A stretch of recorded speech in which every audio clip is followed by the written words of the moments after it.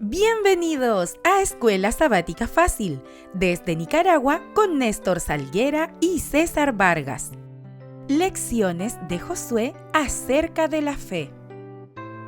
Lección número 6, para el sábado 8 de noviembre de 2025. El enemigo interno.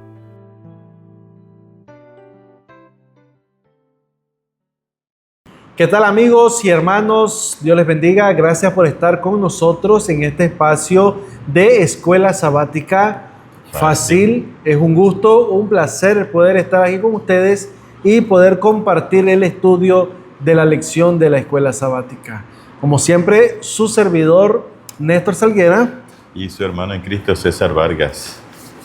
Bueno, agradecido con el Señor Néstor por la nueva oportunidad que nos concede de poder comentar esta nueva lección de Escuela Sabática, que es prácticamente una continuidad de la anterior. Así es, y es muy importante que nosotros podamos no perder, ¿verdad, César? La secuencia, porque entonces, si no estudiamos la lección pasada, vamos a estar perdidos en esta lección, ¿verdad? Es como cuando usted va estudiando una historia, usted tiene que llevarla paso a paso para poder entender, porque eso es lo que estamos estudiando.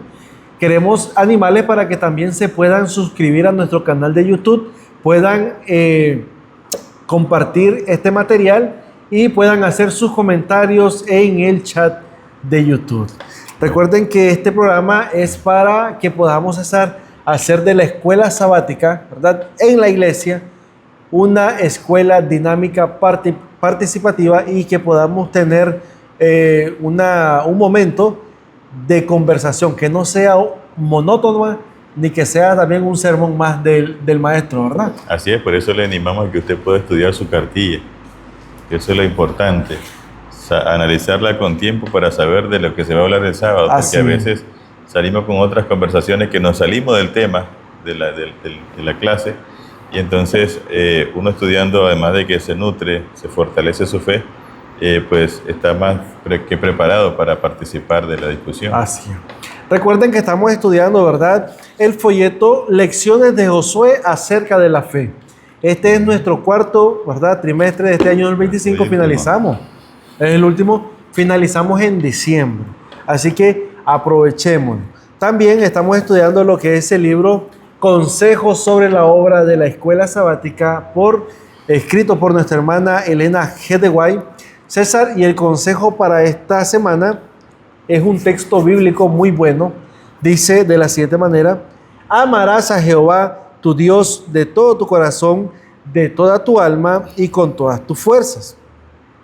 Estas palabras que yo te mando hoy estarán sobre tu corazón.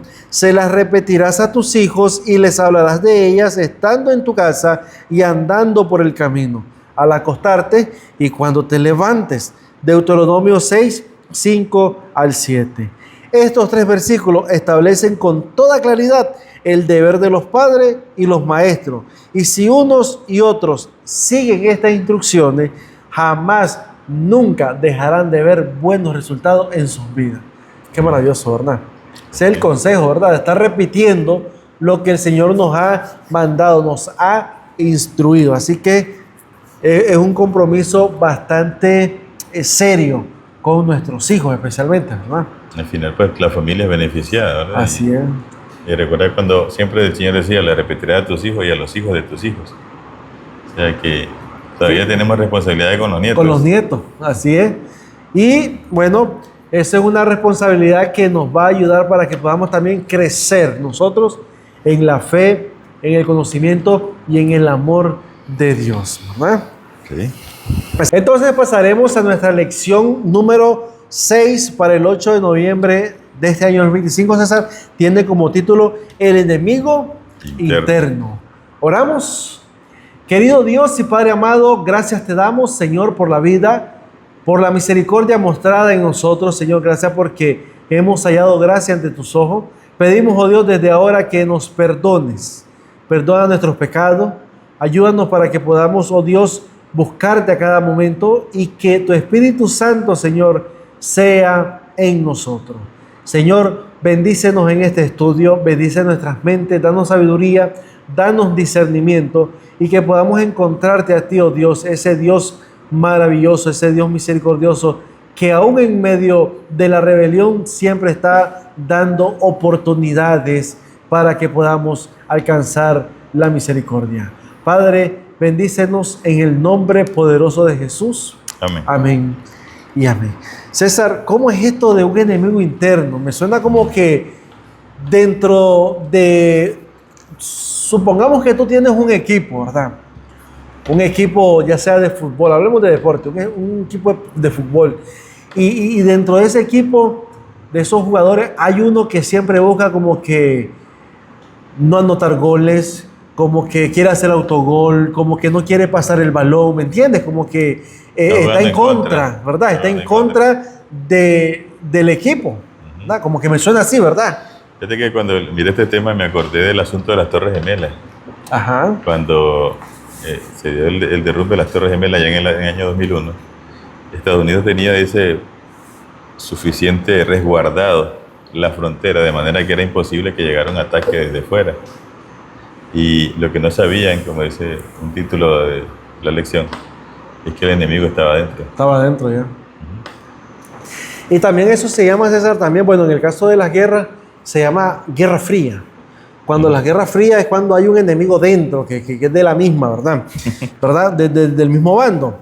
Bueno, el texto para memorizar, César, ¿puedes compartirlo? Jeremías 17:10. Yo, el Señor, examino el corazón y pruebo la mente, para dar a cada uno lo que merece según sus obras. Amén. Si notamos bien este versículo, quien está hablando es Jehová y dice, yo, el Señor. ¿Qué es lo que hace el Señor, familia? Tengamos mucho cuidado, porque aquí lo que el Señor nos está mostrando es que Él es el único que examina el corazón. Y ahora dice, y prueba la mente, ¿verdad? Prueba la mente. ¿Con qué propósito? Bueno, para dar a cada uno según sea su obra. Me recuerda Apocalipsis 22:12, ¿verdad? Porque aquí vengo pronto y mi galardón conmigo para para recompensar a cada uno según sea su obra. En otras palabras, todos estamos, decía el apóstol Pablo, todos vamos a comparecer, ¿verdad?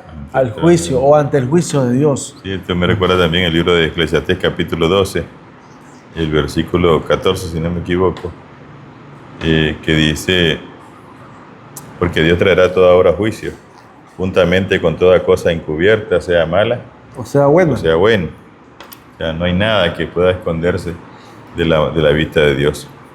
Dice aquí el comentario del sábado, Josué 7 registra el primer caso en este libro en el que el pueblo de Israel sufrió, a través de una trágica experiencia, las consecuencias de un largo alcance de la ruptura del pacto y su profundo significado. Mientras que la obediencia a las estipulaciones del pacto aseguraba la victoria, ignorar los términos de dicho acuerdo acarreaban solo derrota. El éxito militar de Israel no dependía del número de su población, ni de su estrategia militar o de tácticas inteligentes. El éxito dependía de la presencia del guerrero divino que con ellos estaba. Amén. Eso era todo. Dios era el que les daba la victoria porque Él iba con ellos. Durante la conquista de la tierra prometida, César, Israel tuvo que aprender la difícil lección de que su enemigo más peligroso no estaba fuera de su campamento, sino entre sus propias filas. Y el mayor desafío, escuchen esto, que se les presentaba no eran las murallas fortificadas de las ciudades cananeas ni su avanzada tecnología militar, sino la obstinación, ¿verdad?, de los individuos de su propio campamento e ignorar voluntariamente las instrucciones del Señor. ¿Enfrentamos desafíos? Sí, a cada momento, similares a los que enfrentó Israel.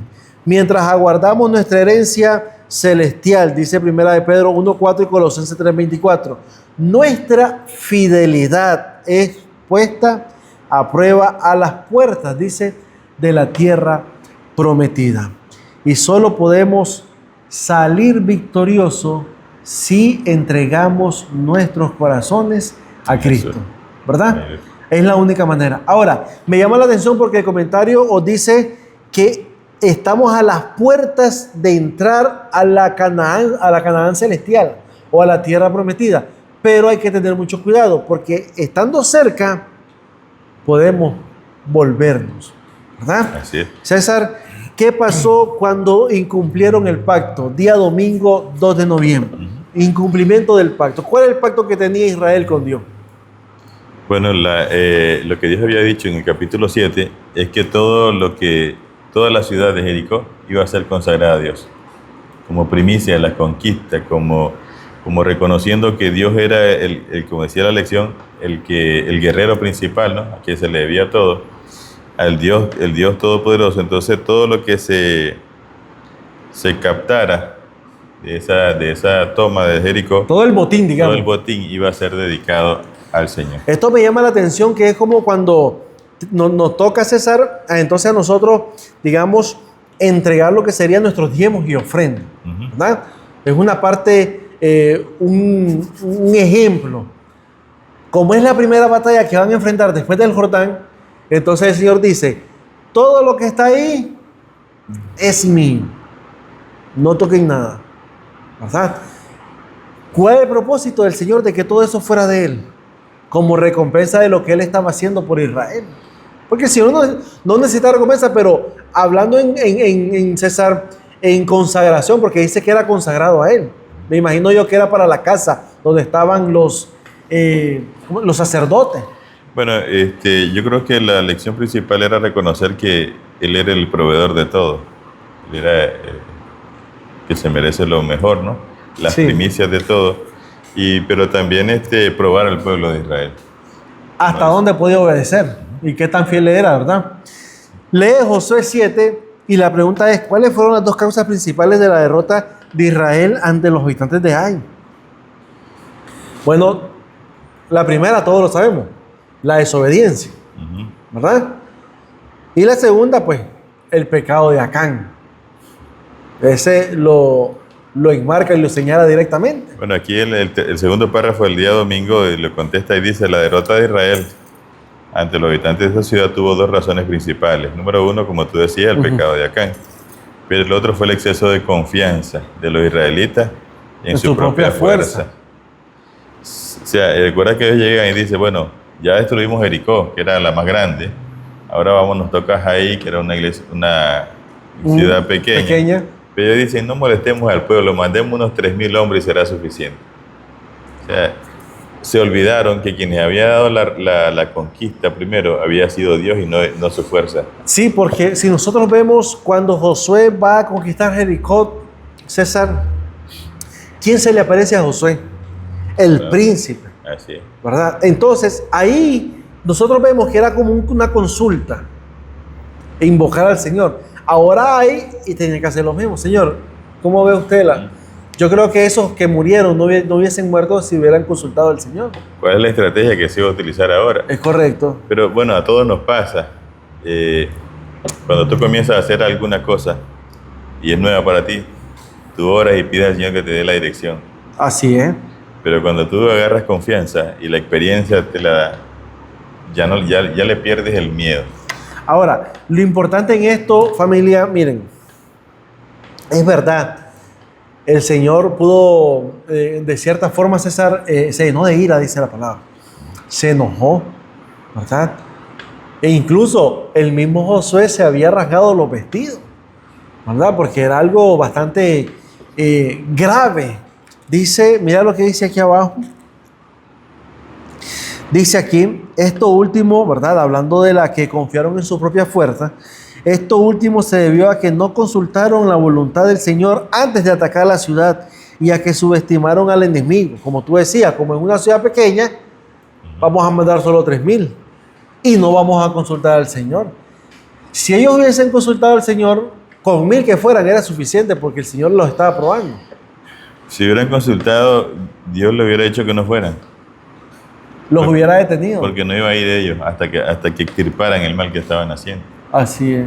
Pero como te digo, y yo recuerdo cuando comencé a atravesar ahí con un soldador, yo le tenía temor porque yo decía, ¿y si se quema esta cosa? ¿Y si agarra esto? Y se agarra fuego. Pero ya cuando uno ya va agarrando confianza, como te decía, ya hasta se le olvida, sabe que vas a conectar y que vas a hacer Así tal es, ya cosa. vení, no estás pensando en que se va a agarrar algo. Así es. Bueno, dice el último párrafo del día domingo. El pacto entre Dios e Israel comprometía al pueblo tanto a nivel individual como corporativo. A la luz de ese compromiso, la nación elegida era tratada como una unidad indivisible. Por lo tanto, el pecado de cualquiera de sus integrantes implicaba la responsabilidad o culpabilidad de toda la comunidad del pacto. Como dijo el Señor, Israel ha pecado. Han quebrantado mi pacto que les había mandado. ¿Verdad? O sea, no solo dijo Acán ha pecado, sino que lo hace de manera, como decía, corporativo. Todo Israel ha pecado, ¿verdad? Ahora, dice aquí, ¿de qué maneras puede la mala conducta de un individuo acarrear sufrimiento a toda la comunidad de la que forma parte?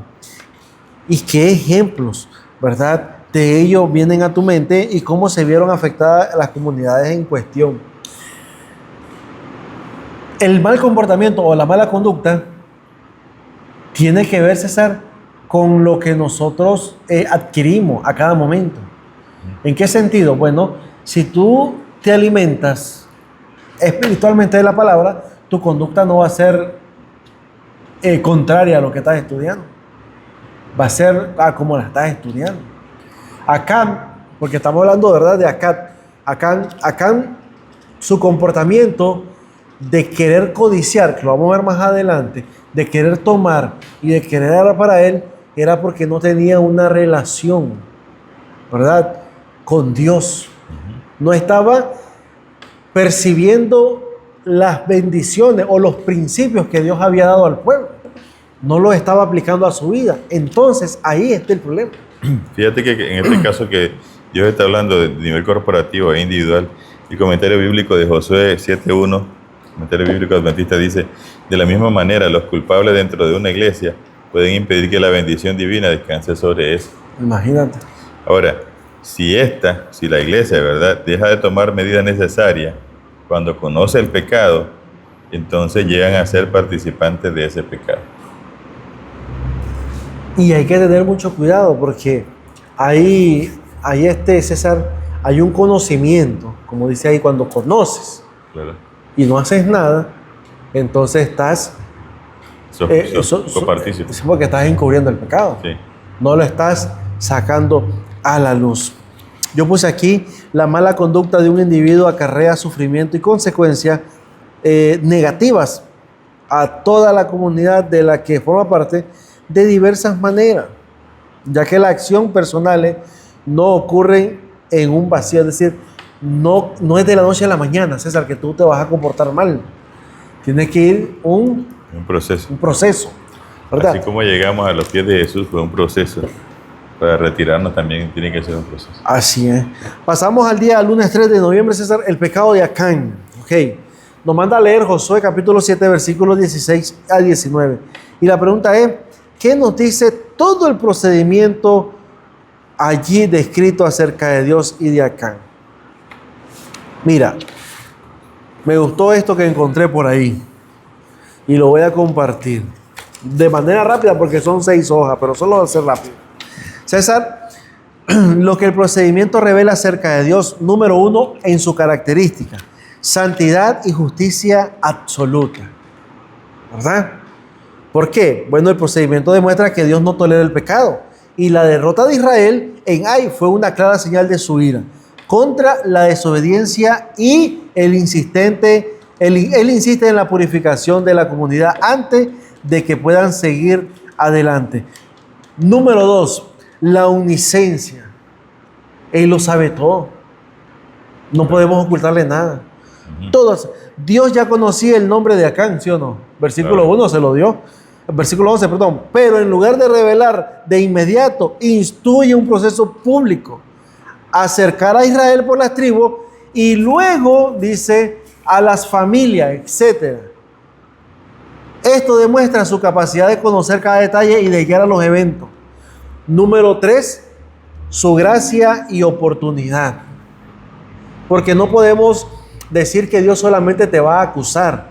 Ahora, me gusta porque Dios le dice, el pecado está en una de las tribus. No se fue directamente a Acán. Le dijo a Josué, una de las tribus, una de la familia, y así iba. ¿Con qué propósito? Y yo le estudiando decía yo, Dios le está dando chance a Acán para que él solito dijera, Sí, qué pecado. ¿Entiendes? O sea, de que él confesara su pecado. Y para finalizar, César, bueno, gracia y oportunidad. A pesar de su ira, el proceso de selección lento y gradual, tribu por tribu, familia por familia, podría verse como una última oportunidad para que el culpable se arrepintiera y confesase su pecado.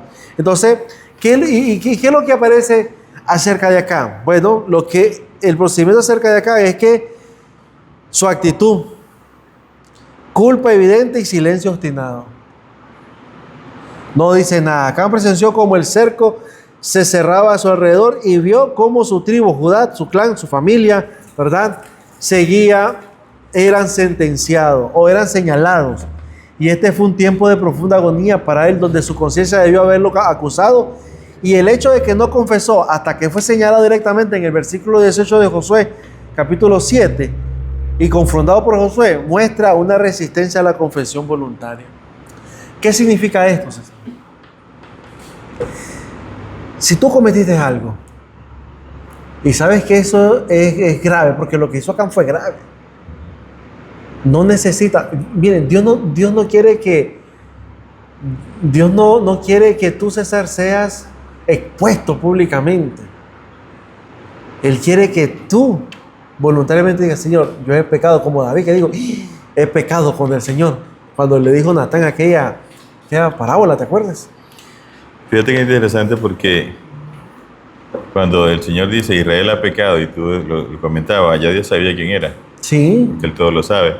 Es más, el Cristo triunfante en 11 de mayo, página 140, dice que Dios ya se lo había dicho a Josué. Josué ya sabía quién era. Sí. Pero, ¿y por qué no lo dijeron de una sola vez? Porque, dice la hermana Joy, que allá habían personas que eran guiados a la conmiseración, excusando con frecuencia al transgresor. O sea, dando, como digo, excusas, ¿no?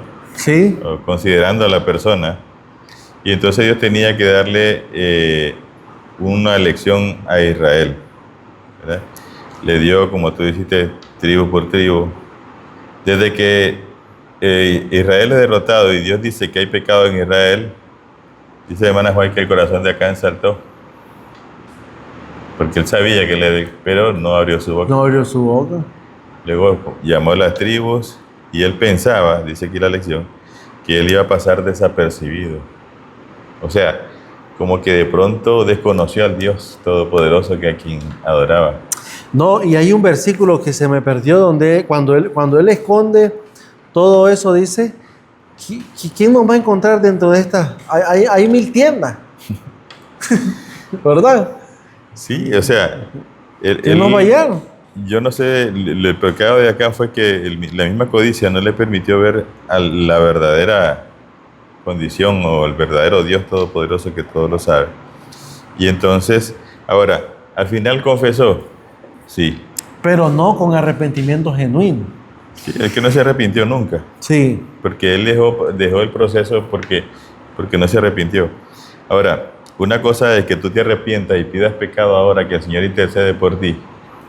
Y otra cosa es cuando te expongan públicamente y tengas que reconocerlo porque está en evidencia y no puedes esconder. Entonces, Dios, a ver, si lo confiesas ahorita, Él te perdona, te purifica y te ayuda a seguir adelante a pesar de que posiblemente sufras las consecuencias de eso. Pero si no lo haces, cuando Dios exponga a todos los transgresores, ya no va a haber gracia para perdonar. Ya no va a haber gracia. Y qué triste, porque, ¿saben? Dios no se cansa de darnos oportunidades. Porque las oportunidades no te las quita Dios, sino que tú las limitas. ¿Entiendes? Dios te da oportunidad, pero tú las limitas. ¿De qué forma? Huyéndote de Él y hasta llevarte a ¿cómo se llama, César? A un laberinto sin salida. Pero fíjate que, Néstor,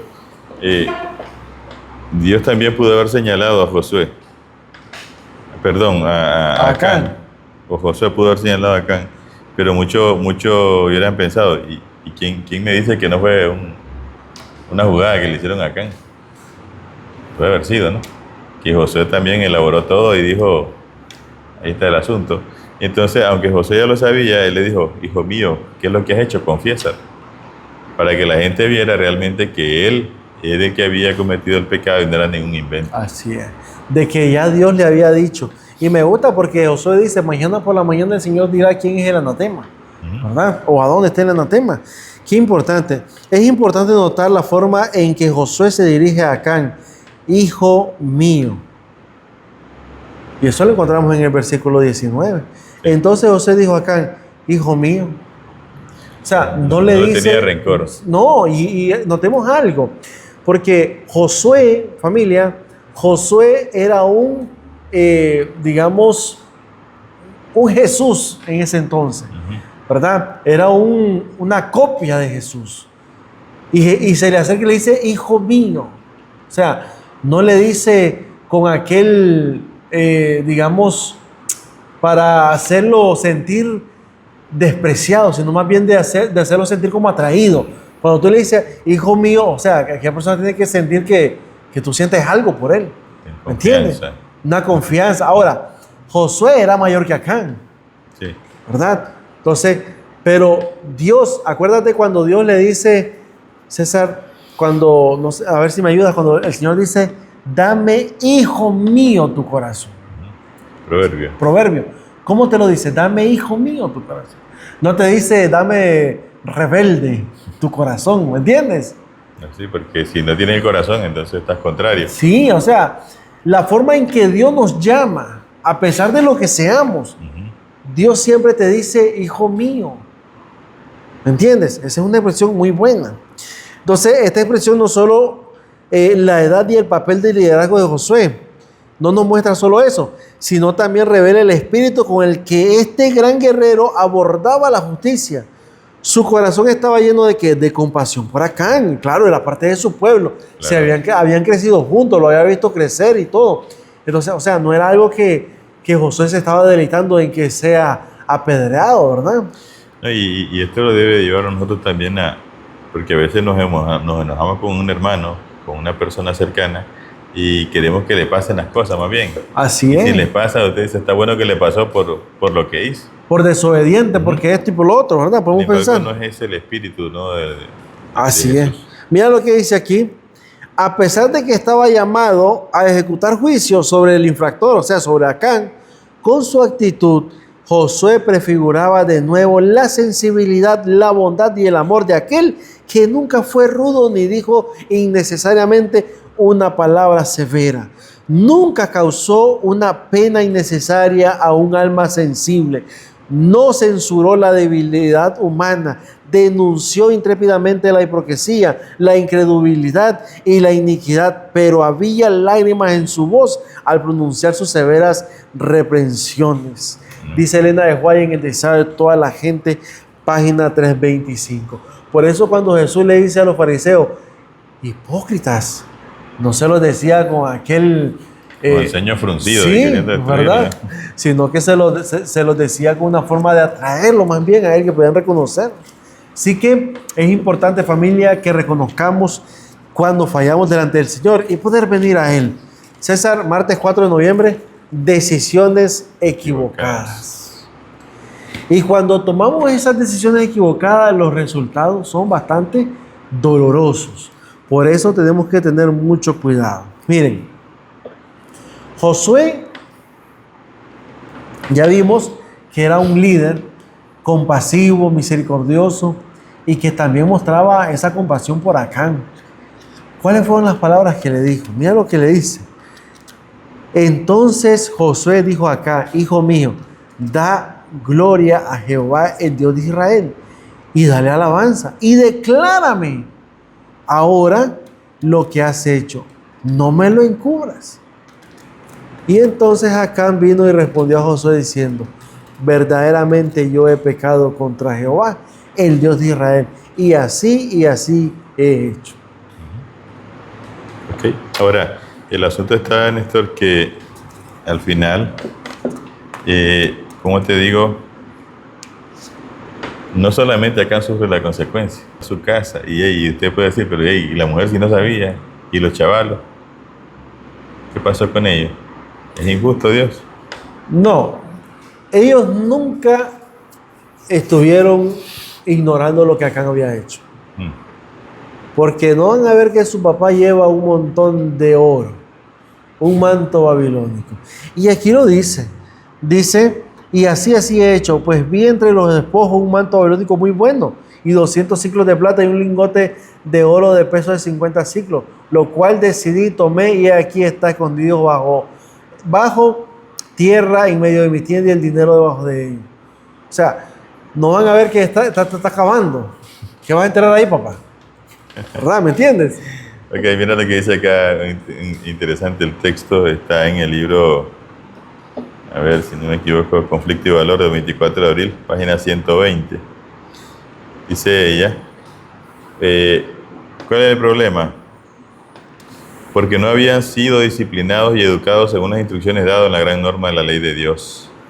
Los padres de Acán habían educado a su hijo de tal forma que éste se sentía libre de desobedecer la palabra de Dios. ¿Okay?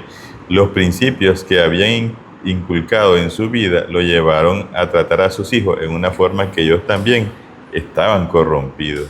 Sí. El castigo revela el hecho de que todos estaban implicados en la transgresión. Es que todos estaban pegados, o sea... Y que no era una casa, digamos, que... No, que tiene muchos cuartos y todo eso. Cuarto, sí, sino que era una tienda. Y para el que tenía tal vez una manta, qué sé yo, donde se sentaba. Imaginémonos una tienda, familia, a ver, una champa, con una salita, una mesita y los cuartos de los muchachos. Nada más, ¿qué más iba a tener? ¿Verdad? Y en medio de la tienda, ahí enterró, dice, las cosas. ¿Verdad? Qué interesante. Josué le pide a Acán que dé gloria a Jehová, el Dios de Israel, y que le dé alabanza y que le cuente todo. Hasta en ese momento Acán comienza a contar todo.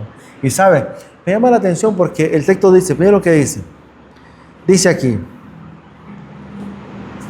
pues vi entre los despojos un manto babilónico muy bueno.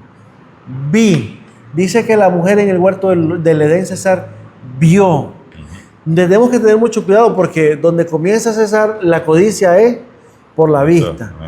Vi, y la mujer dice que el fruto era bueno, ¿verdad? Para comer, lo miró codiciable. Dice, y vi entre los despojos un manto babilónico muy bueno y 200 ciclos de plata.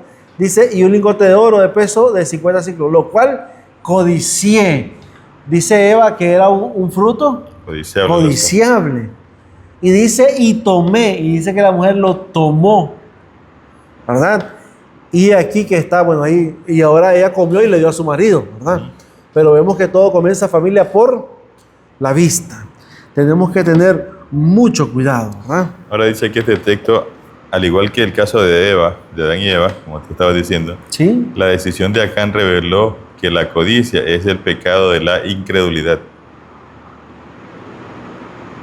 O sea, como te decía... Cuando tú codicias, no crees en Dios. Es lo que te estoy diciendo. O piensas en Dios como alguien diminuto, alguien como un ídolo que es local, alguien que no tiene los atributos del Dios del cielo. Y entonces dice, ¿por qué es un pecado de incredulidad? Porque significa dudar de que Dios desea lo mejor para sus criaturas y comenzar a sospechar que les oculta deleites extraordinarios que solo le pertenecen a la deidad. ¿Para qué quiere Dios, Acán, el Señor un manto babilónico? Seguro no me sirve más a mí. Ni se lo va a poner. Yo lo voy a usar. Ni se lo va a poner. Sí. ¿Y para qué quiere ciclos de plata, de oro y lingotes de oro? Es como que de cierta manera ya no ven a Dios como el Dios benevolente, sino como un Dios mezquino. Así es. Qué interesante porque Acán era un hombre que conocía al Dios de Israel. O sea, él estuvo y presenció muchos milagros. Amén. ¿Verdad? Así es. Presenció muchos milagros. Además de la alusión de la caída de Adán y Eva, el texto señala un marcado contraste entre la actitud de Rahab, dice, ¿verdad? Josué 2, y la de Acán. Ella llevó a los espías a la azotea y los escondió de los soldados. El otro tomó cosas prohibidas y las escondió de Josué. Ella actuó bondadosamente con los espías israelitas y los ayudó a lograr victoria. Él trajo problemas a Israel con su avaricia y fue responsable de la derrota de su pueblo. Ella hizo un pacto con los israelitas. Él rompió el pacto con Dios.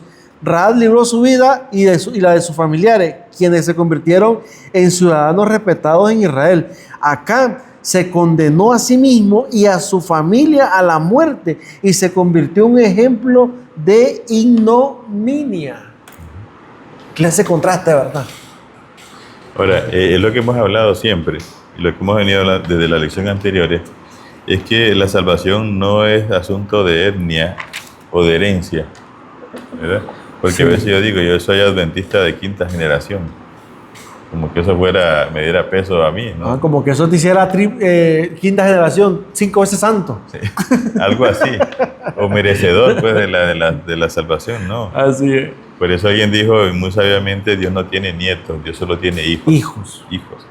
Así que si tú no tienes esa relación personal con el Señor, no eres parte del pueblo. Y hay que tener mucho cuidado porque Acán, como dice ahí, era miembro de la familia de Israel. Estaba dentro de Israel. Y eso no lo mantuvo a salvo. Porque lo que te mantiene a salvo es la relación con Cristo que tú vas a tener.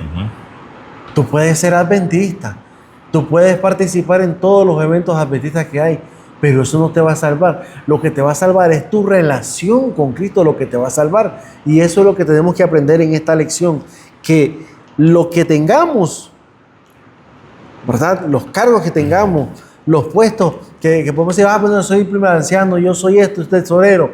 Está bien, pero eso no te va a salvar. Así es. No te va a salvar. Lo que te va a salvar es Cristo. Tu relación con Cristo es lo que debemos de cuidar, familia. ¿Verdad?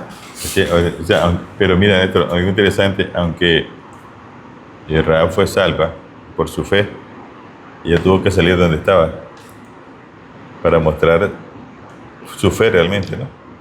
Su fe la motivó o la movió a hacer las obras de despojo de esos falsos dioses, ¿verdad? Y de esas falsas tradiciones que ella tenía. Es decir, que la fe fue la que movió a Rahab para ser parte o para formar parte del pueblo de Israel. Pasamos entonces al día miércoles 5 de noviembre, César, la puerta de esperanza. Así es. Y ahora estamos hablando acerca de la ira del Señor, pero ahora viene una puerta de esperanza. ¿Cómo es esto? En nos manda a leer el capítulo 8 de Josué, del 1 al 29. ¿Verdad? Sí.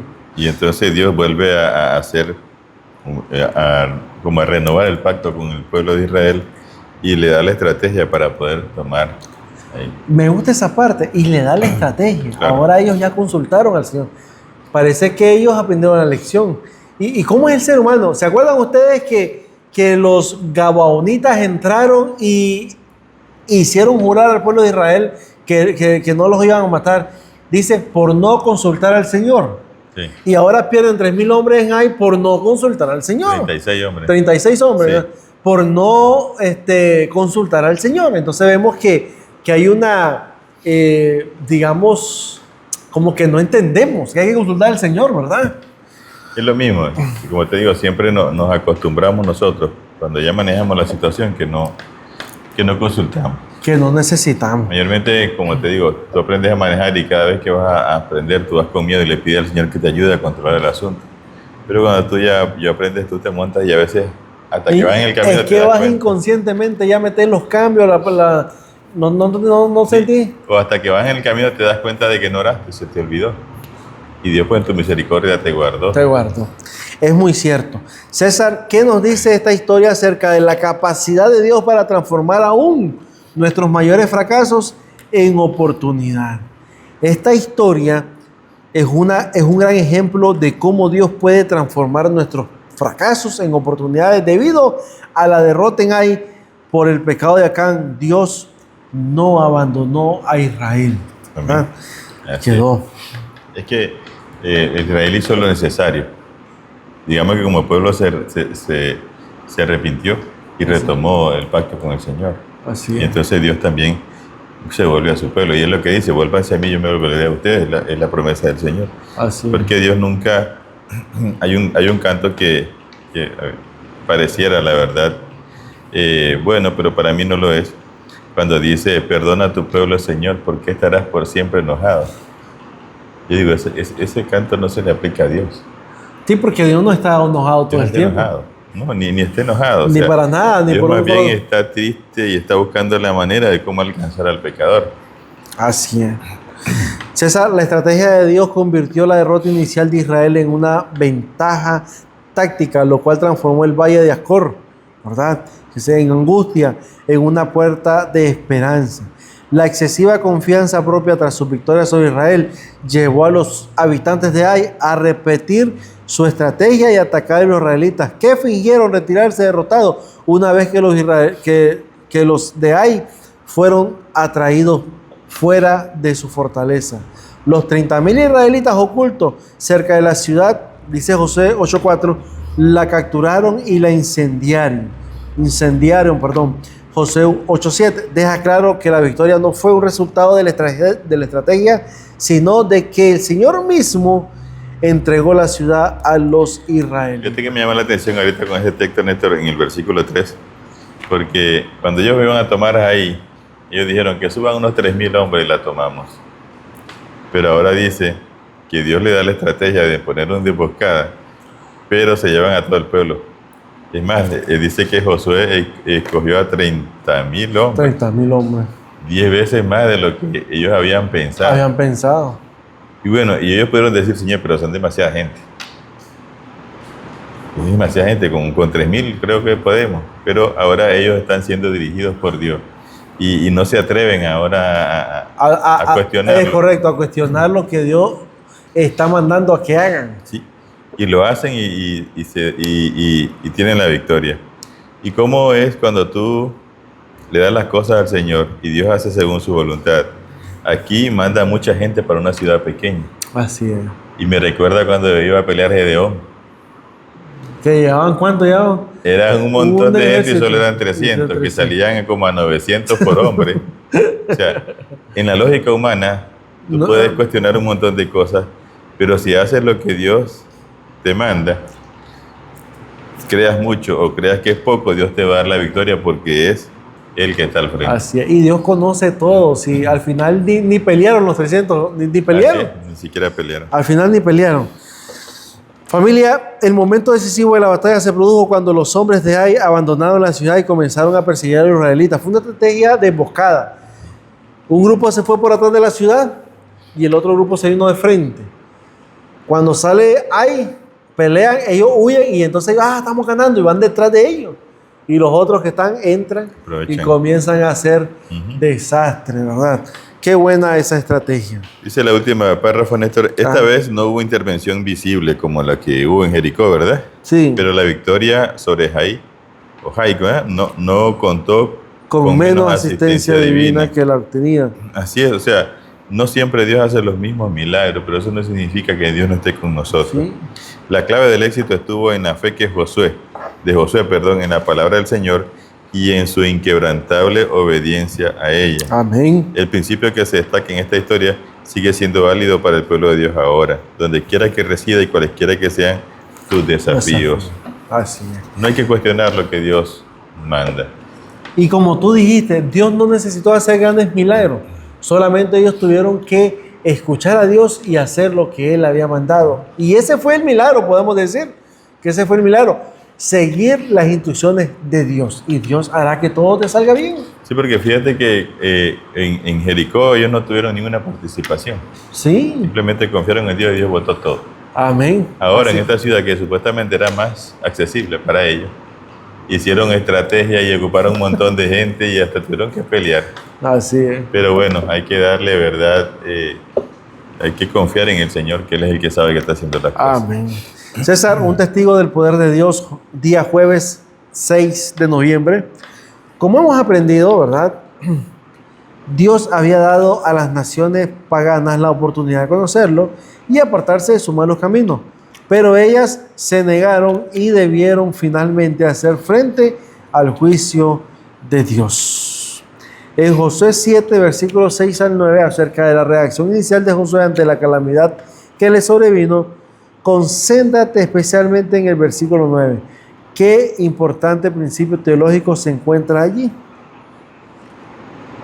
Pero es que Néstor, bueno, discúlpame, Sí. La reacción de Josué es natural. Claro, se parecía a los rebeldes, pero no lo hizo con esa intención, sino que él dijo, Señor, pero, y dice el versículo 6, textualmente, Josué rompió sus vestidos y se postró en tierra sobre su rostro delante del arca de Jehová hasta caer la tarde. Y los ancianos de Israel se echaron polvo sobre su cabeza y dijo Josué, Señor Jehová, ¿por qué hiciste pasar a este pueblo el Jordán para que entregarnos en las manos de los amorreos, para que nos destruyan? Ojalá hubiéramos quedado en el otro lado del Jordán. Parecido a los israelitas cuando salieron de Egipto. Ay, ¿para qué nos hace salir de Egipto a este desierto? Para que muramos de hambre. Allá estaban las ollas llenas de carne donde comíamos. Ajá. Mejor nos hubiera dejado allá. ¿Verdad? Pero José no lo hace con el mismo, César, Como espíritu de con el mismo rebeldía. espíritu de queja o murmuración, sino que lo hace a manera de pregunta, Señor. ¿Verdad? Qué interesante, porque tenemos que entender, familia, que es verdad, tú puedes pensar, Señor, pero ¿por qué has permitido esto hasta ahora? ¿Por qué me ha llegado hasta hoy esto, por lo que estoy pasando? Mejor. Y cuando él está ocupado en los asuntos del Señor, porque él estaba al frente Claro, si él estaba al frente de eso, y es algo importante. Pero por otra parte, bueno, dice ahí el comentario. Poco después, sin embargo, Josué mostró su gran preocupación por el daño que el nombre y la reputación de Dios sufrirían como consecuencia de esa derrota. Él le dice, los cananeos y todos los habitantes de la tierra oirán, nos cercarán y raerán el nombre sobre la tierra, perdón. Entonces, ya le pregunta, ¿qué harás tú a tu gran nombre? Si el asunto no solamente es con nosotros, sino que ¿qué va a pensar la gente de ti, Señor? Ya, la imagen que has venido proyectando. Es correcto, las que has venido mostrando, la vas a terminar en esto, ¿verdad? César, esto revela un tema y un principio que eran centrales para los propósitos de Dios con Israel. Aunque quería que las naciones paganas de su entorno vieran las grandes cosas que Dios haría por su pueblo, si le obedecían, también podían, como en el caso de Rahab, conocer al Dios de Israel mediante las conquistas de su pueblo. A diferencia de ello, si los israelitas fracasaban, como ocurrió aquí, las naciones considerarían débil e ineficaz al Dios de Israel, lo que podría envalentonar a los cananeos y acrecentar su resistencia. En otras palabras, en el contexto de la posesión, César, de la tierra por parte de los hebreos, había en juego grandes cuestiones y principios que incluirían dar honor y gloria a Dios, quien era la única esperanza tanto para los paganos como para el propio Israel. El problema es que si venían y lo derrotaban, los cananeos, la visión que tenían del Dios Todopoderoso, como dijo Rahab, que era Dios del cielo arriba y en la tierra, eso se iba a esfumar. Y se iban a envalentonar sabiendo que sus ídolos eran más poderosos que ese Dios que tanto se habló. Y es importante que nosotros no podamos también perder de vista, César, lo que Dios ha hecho por nosotros, las grandes cosas que Dios ha hecho en nosotros, porque eso es prueba de su amor y de que Dios está dispuesto, familia, a continuar con nosotros siempre y cuando nosotros decidamos estar con Él.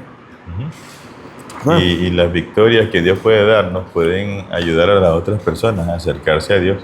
Así es. Así como nuestros fracasos pueden también alejar a las personas de Dios. Eso es muy cierto. César, día viernes 7 de noviembre, para estudiar y meditar, César, ahí encontramos una cita en Patriarcas y Profetas, página 470 y 472. Hablando acerca de Acán, ¿qué nos dice esta cita?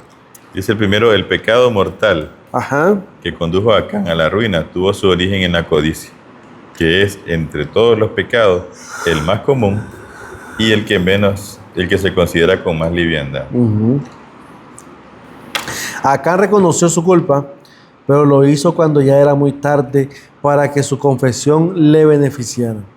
Había visto a los ejércitos de Israel regresar de Ai derrotados y desalentados, pero no se había adelantado a confesar su pecado. Había visto a Josué y a los ancianos de Israel postrarse en tierra con indecible congoja.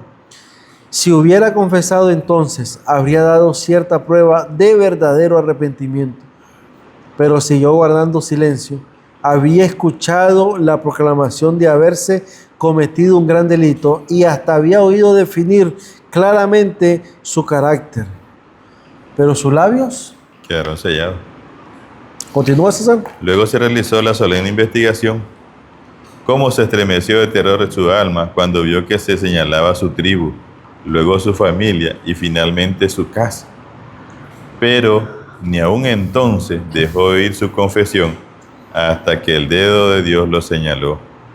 Entonces, cuando su pecado ya no pudo ocultarse, reconoció la verdad. Cuán a menudo se hacen semejantes confesiones.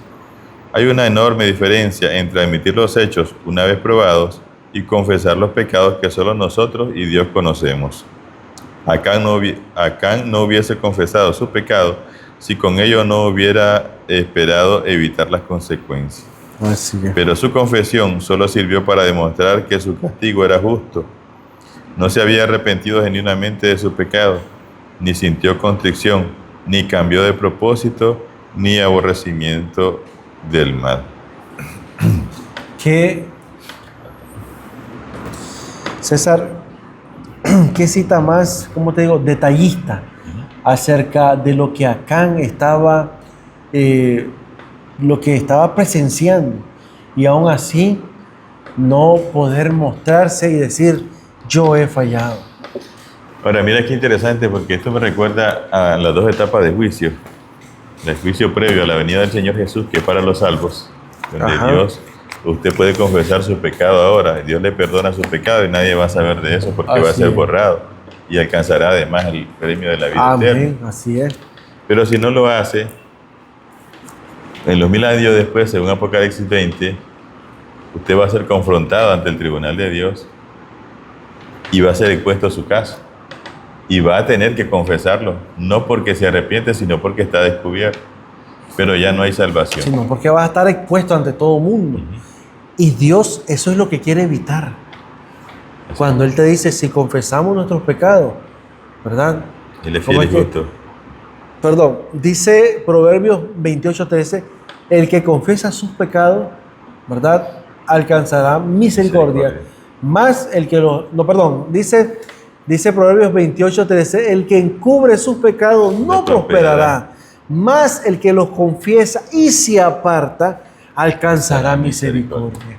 Así que ahí entendemos lo que el Señor quiere que nosotros hagamos, que confesemos, que no encubramos, que nos apartemos, no que nos quedemos. Y entonces Él va a prosperarte. ¿Por qué? Porque has alcanzado la misericordia. ¿Ah? Y al final, pues, yo me acuerdo cuando Jesús dijo, el que quiera seguir, niéguese a sí mismo.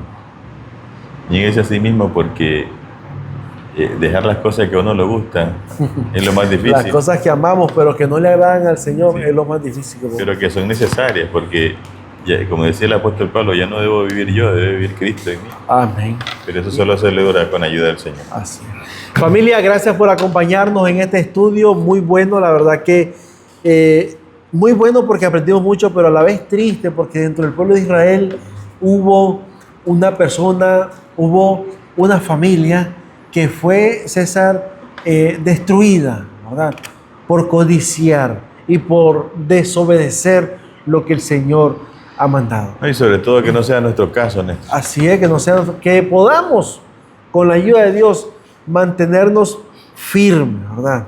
Eso es importante. Nuestra relación con Cristo debemos de cuidarla, es lo importante. Preparémonos, ¿verdad?, para la próxima lección. La lección número 7 para el 15 de noviembre. Lealtad suprema. Adoración en medio de la guerra. Amén. Así que con antelación, para que podamos estudiar y presentar y dialogar y poder tener una escuela sabática participativa, sobre todo, ¿verdad?, exponiendo todo lo que hemos aprendido, porque eso es bueno. Amén. Bueno, vamos a orar, Néstor, sí. para despedirnos. Nuestro Dios, te agradecemos porque tu grandeza, oh Dios, apenas la podemos percibir con nuestras mentes finitas. Amén. Oh Gracias por ser el Dios que eres, por ser, oh Dios, tan paciente con nosotros y porque cada día nos das la oportunidad. Tu gracia, Señor, está esperando que volvamos a ti. Amén. Oramos para que tu Espíritu Santo, Señor, haga su obra en nosotros. Y si tenemos pecados ocultos, Padre, nos puedas perdonar, nos puedas cambiar este corazón duro y darnos ese espíritu recto, Señor, para ser capaces de obedecer. Amén. Que no, oh Dios, seamos como Acán, descubrimos nuestros pecados, sino, oh Dios, que podamos confesarlo, sabiendo que tú eres fiel y justo para perdonarlo. Y no solamente para perdonarlo, sino para limpiarnos de toda maldad. Amén. Oh Padre, que nuestras vidas no sean estorbos para otros, sino que más bien sean luz, sean testimonio del poder y la gracia que actúa en nosotros y que también podría actuar en ellos si se lo permite. Amén. Permite, oh Dios, que nuestros hermanos y amigos que nos ven a través de este programa, ellos también puedan entregarse a ti, puedan alcanzar salvación, Señor, y puedan por tu gracia también tener derecho a la vida eterna. Amén. Muchas gracias, Padre, porque tú has hecho todo lo posible por salvarnos y no queremos que ese sacrificio sea en vano en nosotros. Queremos ser parte de ese pueblo especial que has llamado, Señor, para una vida nueva. Amén. Muchas gracias por todo, Padre. Se lo agradecemos en el nombre de nuestro Señor Jesús. Amén. Bien. Así es, familia. Nos vemos en el próximo episodio de Escuela Sabática Fácil. Dios les bendiga.